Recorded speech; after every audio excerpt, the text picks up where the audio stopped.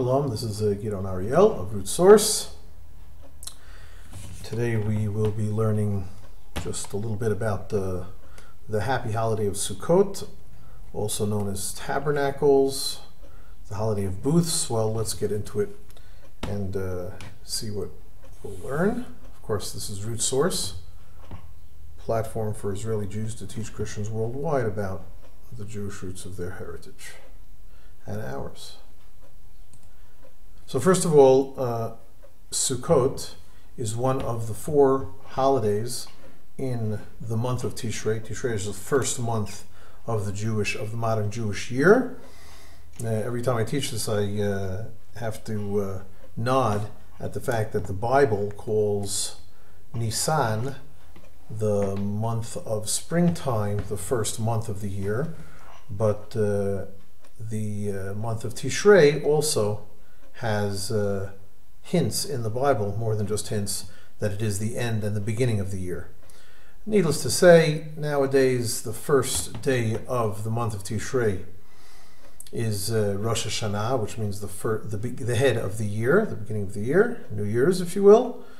We've already taught and studied in other of these videos of Root Source about some of the things about the holiday of Rosh Hashanah, the shofar, the prayers that we do, also Yom Kippur, which is coming out a little bit later this week when I'm recording this video, but I like to give our subscribers a little bit more extra time to prepare for the holiday.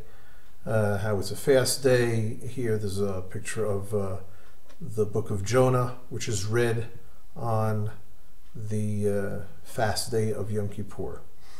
Then a few days later we have Sukkot, which is the holiday that we're going to be describing and teaching about in this video. It's on the 15th day of the month.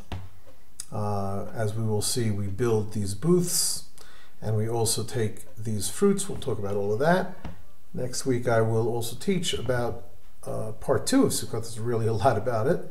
And the last day of Sukkot, or the last day of the Sukkot season, is Simchat Torah, which is the holiday of the happiness, the rejoicing with the Torah. Here's a lovely picture of a Torah scroll, the book of the Bible, the 5 books of Moses. And the holiday has a lot of dancing and singing and praising with the Torah, as I mentioned. So those are the 4 main holidays of this month of Tishrei, which is why us observant Jews don't get a lot of work done this month, because we're between the Saturday, the Shabbat, and the Fridays, the day before Shabbat, and every holiday, and the day before every holiday, we're busy eating and praying and preparing. Anyway, the holiday of Sukkot has 3 names. First of all, Chag HaSukkot, which means the holiday of Sukkot. We'll understand what that means in a moment, actually. I said booths, but there's also something else. Chag HaAsif, this is in Hebrew handwriting font. That means the festival of the ingathering. According to the Bible, the Jewish people is an agrarian society, a farming society, so this is the time that the grains are brought in, are harvested, the harvest festival. Similar to Thanksgiving, if you're American, you might remember that Thanksgiving isn't just eating turkey, but it is to commemorate the pilgrims' gratitude, thankfulness, that they were able to last a year in the winter time, and then they were able to gather in all their corn and stuff, and that's based, according to some, on the holiday of ingathering and happiness, which is discussed in the Bible, which is our Chag Sukkot. And I said happiness, and that's the 3rd name of this holiday, called Zman Simchatenu, the time of our happiness, because really if you succeeded in getting through the season of farming, and you're now gathering in all of your grain and all of your harvesting, then you're very happy about that. Also, because you've just finished up the Rosh Hashanah and Yom Kippur days of judgment, and you're still around, so we are confident that God has passed judgment upon us favorably, and so that's why we're all happy about that as well. So, as I said, it's the Chag HaSukkot. Here's a photograph of an apartment building in Jerusalem. Here are some of these Sukkot. People who live in high-rise apartment buildings, like 3 or 4 stories, or 40 or 50 stories, will build a sukkah out on we call these a merpeset, like a balcony. So you see one here, one there. Here's somebody even built a whole temporary balcony in order for them to build this sukkah outside of their house. And here's one on the sidewalk or even on the street. The joke is that somebody was complaining about somebody else's sukkah, and they ultimately went even to court. And they came to a judge who understood the story of Sukkot. He said, well, listen, the person who built the sukkah really did it improperly. You have only 1 week to take apart that sukkah and get it out of there. Well, that's not a problem, because the Sukkot festival is only 1 week long. So you have that in Jerusalem and all over Israel. These Sukkot are all over the place. Sometimes it makes it a little bit harder to walk on the sidewalks, but we are willing to have that. Here's another example of a sukkah. It doesn't have wooden walls. It just has cloth walls. It's temporary, remember? And something else that's important to point out over here is that it has these wooden slats as its roofing. The rule is that it has to be something that's grown from the ground in order to be able to cover the sukkah. If you put plastic on the roof of your sukkah, it's not kosher. That's not usable. Also, what's important is, as you can see over here, you can imagine in this picture that there's no connected trees, no planted. Here's a planted tree. Here's a planted tree. They're not directly above the sukkah. There's supposed to be nothing between the sukkah and the skies. And that's how come we see in this picture, this sukkah, there's nothing on top of it. This sukkah has nothing on top of it, etc. These balconies don't have sukkot built on them, because right underneath it, it's right underneath the balcony above it, and it wouldn't help. Here's another example of a sukkah in a kibbutz in Israel. I also want to point out the beautiful decorations. That's something fun for everyone to create and to hang these decorations. You see them all over the place. And that is about the Sukkot. Now, the Talmud, the Jewish corpus of wisdom, actually wonders what we're talking about, these Sukkot. Because did the Israelites really sit in Sukkot, in these booths, for 40 years? No, we don't sit in them for 40 years either. We sit in them just for a week every year. So there is an opinion in the Talmud that the Sukkot were the Ananei Kavod, the clouds of glory that protected the people of Israel all throughout their walk, their sojourn, and their walk throughout the desert. Maybe this is a picture of all these Israelites in the desert, and this is a sunny day without any clouds. But a better picture would be with a cloudy day, because that's the way it was for them. They were in the desert. Could you imagine being in the desert for 40 years? So it's nice that there's some clouds. Of course, the idea of those clouds is a much more spiritual one, but most people will tell you that we're talking about a sukkah like this, booth like this. Besides the booth, as we pointed out in this picture, was this it? No, it was this picture. You also have this lulav and etrog. These are the four species that we are commanded to take during the holiday of Sukkot. What have we got over here? We've got a citron, which is a kind of a citrus fruit. In fact, that's probably where the word citron and citrus come from, the same place. It's not a lemon, by far. We also have these willow branches, and we also have, this is the arava, let's see, this is the hadassim, the willows, and the I'm sorry, these are the willows. They are willows because they are near beds of water, or actually like little riverbeds. And these are myrtles, which smell nicely. They smell nice, excuse me. And this is a palm frond. It hasn't been opened, and it sticks together. It's the way that it works, that at the top of a tree, of a more mature tree, there are a few of these fronds, these branches that haven't yet opened up. You cut those down from the top of the tree and you use them. If you don't cut them down, a few weeks or even days later, then they'll start opening up.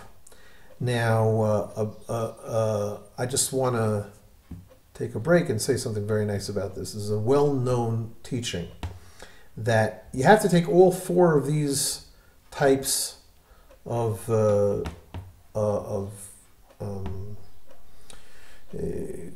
things that are grown in the ground and grab onto them all together. In a moment, I'll show you a picture of. Here's a picture of the Jews at the Kotel, the Western Wall, during the holiday of Sukkot, with their lulav and etrog and all four of the species. You can't really see. You see this guy over here? He's holding a little green fruit, and what you have to do is have to hold them all together. What's the idea? This fruit is a citrus fruit. It has a taste and a smell. You can smell it. It smells good, a little lemony, and the taste is probably lemony as well. I don't like eating it. These are myrtle branches, and they smell very nice, but they don't have much of a taste. This is a palm branch of a date tree. It tastes good because it's a date tree, right? But it doesn't have much of a smell. And these are the willow branches that they don't have a smell or taste. So you have all four quadrants over here. Good smell, good taste. Good smell, no taste. No smell, good taste. No taste, no smell, no taste. And this means, this is used as a metaphor for all the people, all the Jewish people. There are some Jewish people that have a lot of Torah and a lot of mitzvot and a lot of good deeds. They are very religious and also very good with to each other. So that is represented by a person by the fruit that has a good smell and also a good taste. This only has a good smell. So it means that they're nice to other people, but they're not so religious. They don't pay too much attention to God's Torah. This is the one with the good taste, but not with a good smell. So he has good taste. He knows what book to read. It's the Torah, and he tries to follow it, but he's not so nice to his fellow man. And this guy over here, he doesn't have so much Torah, and he's not so nice either. But God commands us to take all these four different kinds of people and put them together and be happy with them. And if you're missing one of these species, then you haven't done anything. So this is a very important lesson that we must stick together. Even people aren't good, we need to have them together with us. So there's some food for thought. So besides that nice idea, there are various different kinds of rules and regulations that you can't have any blemishes on this fruit, and this kind of the myrtle over here needs to have 3 leaves every time, and the other type of leaf has to have two. And and of course the lulav itself, as I mentioned, it should be closed over here. That's why people tie it together so it doesn't open up. All sorts of rules for that. But basically what you got here, I think it's a lovely holiday. You got to be careful that people don't poke your eye out with the lulav, with the palm branch. But besides that, it's a lot of fun that everybody's walking around with this. Anyway, so that is as far as the two main parts of the holiday. Now it's it's a 7-day long holiday. And so what are you going to do all these 7 days? So here in Israel, all week long, you have so many different things going on. You just pack up your family and you go to different places. This is an ad from a holiday, a festival in the ancient holy city of Hebron. We have 1, 2, 3, 4, 5, 6, 8 different musicians performing. And here's a little clown performance for the kids. And you can walk all the way around. And of course, the Tomb of the Patriarchs is open all week long. It's a lot of fun. Over 20,000 people come to Hebron during the holiday of Sukkot. And besides Sukkot, you also have in Jerusalem, this is and all over the country, people are all over the place. Millions of Israelis are out in the nature or out in the wild. I wouldn't call it wild, but they're out. I guess if you have to fight over a parking space, then it can get pretty wild. But in general, we're talking about a lot of fun, and certainly the idea of it's a pilgrimage festival. So we don't have the temple right now, but we're happy to make a pilgrimage to the city of Jerusalem. This is a retro advertisement from last year, inviting people to a march in the Jerusalem March. And this is a well-known march, even amongst Christians. Look at this. In fact, it's pretty much been taken over by the Christians. There are all different kinds of Israelis from different companies and different army units and different cities and different youth movements. They all come to Jerusalem to march. Not too many of them.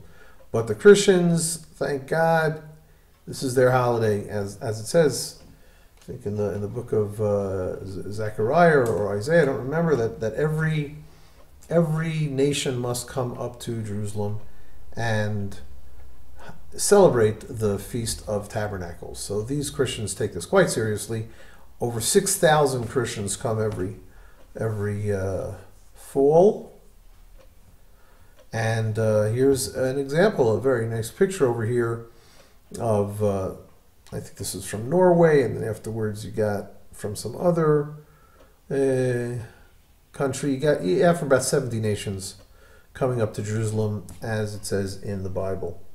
And this is a very important.